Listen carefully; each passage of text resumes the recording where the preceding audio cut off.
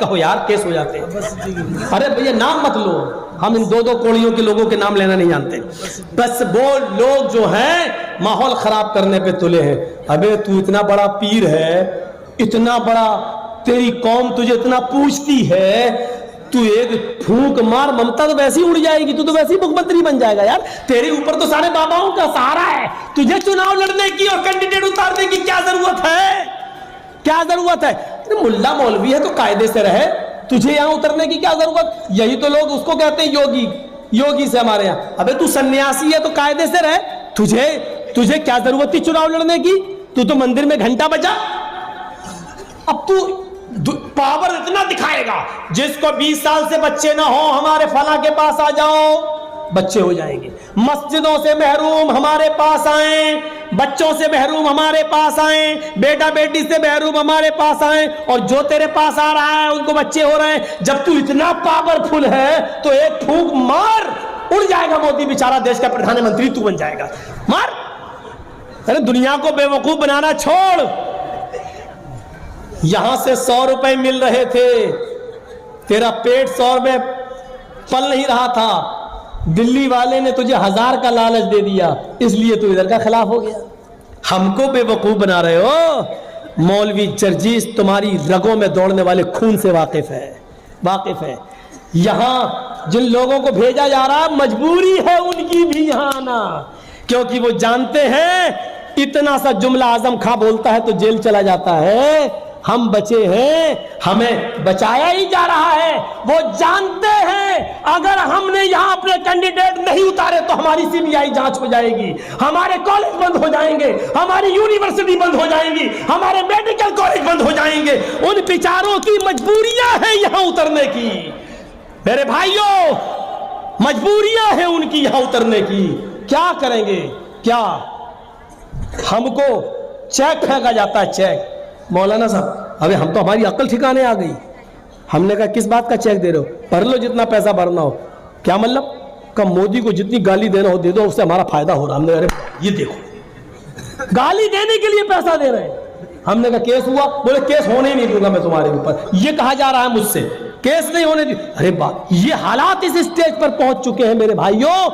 अब एक अंदाजा लगा सकते हैं आप, उत्तर प्रदेश में मुलायम सिंह की जब तक हुकूमत रही घुसने नहीं दिया गया, अखिलेश की हुकूमत जब तक रही घुसने नहीं दिया गया, मायावती की जब तक हुकूमत रही घुसने नहीं दिया गया, लेकिन योगी जी जैसे ही आए घुसने दिया जा रहा है। एंट्री हो रही है, आओ आओ, जहां चाहो वहां बोलो, सिक्योरिटी जेट प्लस की सिक्योरिटी दी जा रही है। मेरे भाइयों, हमारी अक्लों में भैंस का गोबर भरा हुआ है, हम समझ नहीं पा रहे हैं क्या? क्या ये साजिशें हमारे सामने नहीं है क्या? हम इससे वाकिफ नहीं है क्या? लेकिन तुम सोचो कि मौलवी जर्जीस नाम लेगा, नाम लेना गवारा नहीं करूंगा। तुम तो अक्लमंद हो, भैंस का गोश्त तो हम लोग खाते, तुम तो कुछ और खाते हो। अकल तो तुम्हारी चलनी चाहिए। तुम्हारी अकलों में गोबर कब से भर गया? ये साजिशें नहीं समझ पा रहे हो, प्लानिंग नहीं समझ पा रहे हो, मंसूबे नहीं समझ पा रहे हो। मेरे प्यारे साथियों, इन साजिशों और मंसूबों को तुम्हें समझना होगा, बाखबर होना पड़ेगा। याद रखिएगा, प्लानिंग बहुत ऊंची हो रही है, और अगर यहां से आपकी ममता जी अगर दोबारा नहीं आई तो कलिया चक से गोश्त कलकत्ता नहीं पहुंचा पाओगे आप। अपना मीठ, हालात बहुत खराब हो जाएंगे। समझने की कोशिश करो, और समझने की कोशिश का मतलब यह कि इत्तेहाद और यकजहती आप अपने अंदर ले लीजिए, एक हो जाइए एक प्लेटफॉर्म पर। मैं ये नहीं कह रहा हूं, मैं ये कह रहा हूं कि जहां भी तुम वोट दो, जिसको भी तुम वोट देना चाहो, जहां पर भी तुम जाओ, एक साथ जाना। मैं ये नहीं कह रहा हूं कि एक ही जगह जाओ, जहां जाना है इत्तेफाक के साथ सब लोग मिलकर उसी जगह जाएं। तुम्हारे वोट बंटना नहीं चाहिए। तुम बटे, हुकूमत बट जाएगी। तुम बटे, तुम्हारे खिलाफ साजिशें शुरू हो जाएंगी। तुम कहीं जाओ, एक जगह जाओ। प्रधानमंत्री तो तुम बन नहीं सकते, लेकिन यह भी सच है कि तुम्हारे बगैर भी कोई दूसरा नहीं बन सकता। ये ताकत अपने अंदर पैदा करो, ये जुर्रत अपने अंदर पैदा करो। मौलाना जर्जीस प्रधानमंत्री नहीं बन सकता, ऐसे माहौल बना दिया गया है, हम नहीं बन सकते प्रधानमंत्री।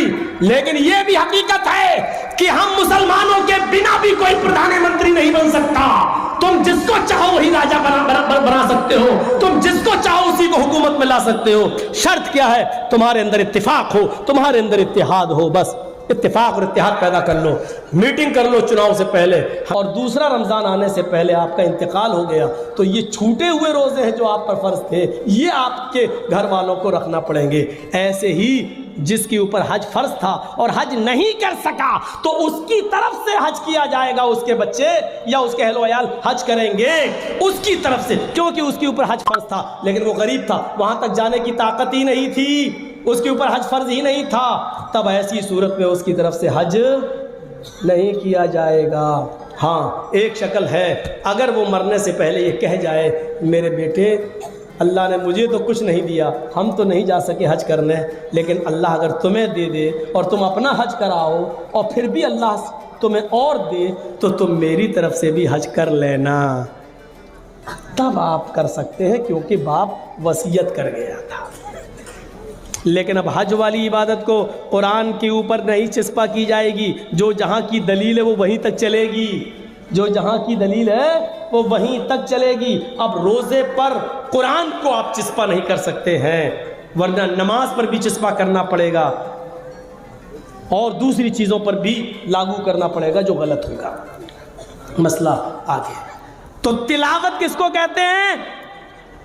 आज बताया था मैंने, तला यतलू के माना अरबी में होते पीछे पीछे चलना। कुरान की तिलावत करो, इसका मतलब ये हुआ कुरान के पीछे पीछे चलो। एक आयत पढ़ ली, रुक जाओ, उसका माना देख लो, मतलब देख लो, समझ लो, पहले उस पर अमल करो, फिर दूसरी आयत पढ़ो, फिर तीसरी पढ़ो। कुरान के पीछे पीछे चलने को तिलावत कहते हैं। अरब के अंदर आज भी एक ऊँटनी का बच्चा है जिसको कहा जाता है हाजा तिलु, ये तिलु है। क्यों कहा जाता है? क्योंकि वो अपनी माँ के पीछे पीछे चलता है। माँ जंगल में जहाँ जा रही बच्चा उसके साथ साथ, माँ जिस झाड़ी में जा रही उसका बच्चा उसके साथ साथ। अरब के लोग क्या कहते हैं? तिलु है, तिलु, यानी ये बच्चा अपनी माँ के पीछे पीछे चलता है। और जब कोई खतरनाक जानवर उस बच्चे पर हमला करना चाहता है तो माँ खड़ी हो जाती है, मेरे बच्चे पर हमला करेगा, माँ अपने बच्चे को बचाती है। तो उस बच्चे को क्या कहते हैं अरब के लोग? तिल्व। ये तिल्व है, यानी माँ के पीछे पीछे चलने वाला। तो उसी तिल्व से बना है तिलावत। तो कुरान की तिलावत करो, यानी उसके पीछे पीछे चलो। क्या कहा? कुरान के पीछे पीछे चलो। जिस तरह ऊँटनी का बच्चा अपनी माँ के पीछे पीछे चलता है तो खतरनाक जानवरों से महफूज रहता है, उसी तरीके से तुम कुरान के पीछे पीछे चलो। दुनिया की सारी कौमें तुम्हारा कुछ नहीं कर पाएंगी, तुम्हारी हिफाजत होती रहेगी। ये काले कानून ये कुछ नहीं कर पाएंगे हमारा। तो मेरे भाइयों, वइज़ा तुलियत अलैहिम ज़ादतहुम ईमाना, जब तिलावत की जाती है तो उनकी ईमान में ज़्यादती हो जाती है।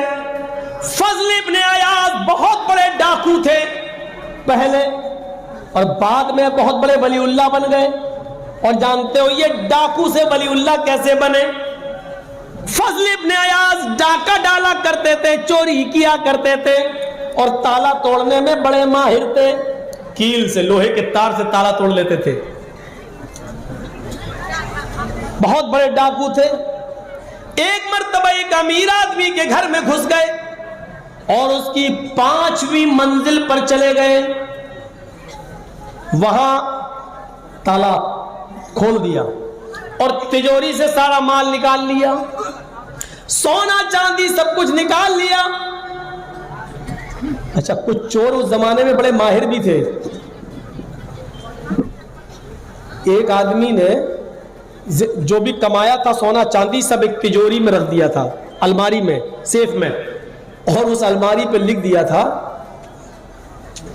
हाजा मिन फज़ल रब्बी, या उस पर लिखा हुआ था इन्नल्लाह यर्ज़ुक़ु मन यशाउ बिगैर हिसाब। अल्लाह जिसको चाहता बगैर हिसाब के रिस्क देता है। चोर पढ़ा लिखा था कुरान, उसने देखा इस पे लिखा है इन्नल्लाह यर्ज़ुक़ु मन यशाउ बिगैर हिसाब, अल्लाह जिसको चाहता बेहिसाब रिस्क देता है। इसी में सोना चांदी है। उसने उसी को तोड़ा और वाकई उसी में सोना चांदी निकला। उसने उसको निकाल लिया, सब भर लिया और उस अलमारी पे लिख दिया इन्नल्लाह मअस साबिरीन। चाक से लिख गया इन्नल्लाह मअस साबिरीन। दूसरे दिन जब मालिक उठा तो देखता है कुरान की आयत बदल गई। हमने लिखा था ये और अपने आप ये हो गया। वाह, अल्लाह के कलाम में तो बड़ी ताकत है। वो तो मौजिज़ा समझ रहा था।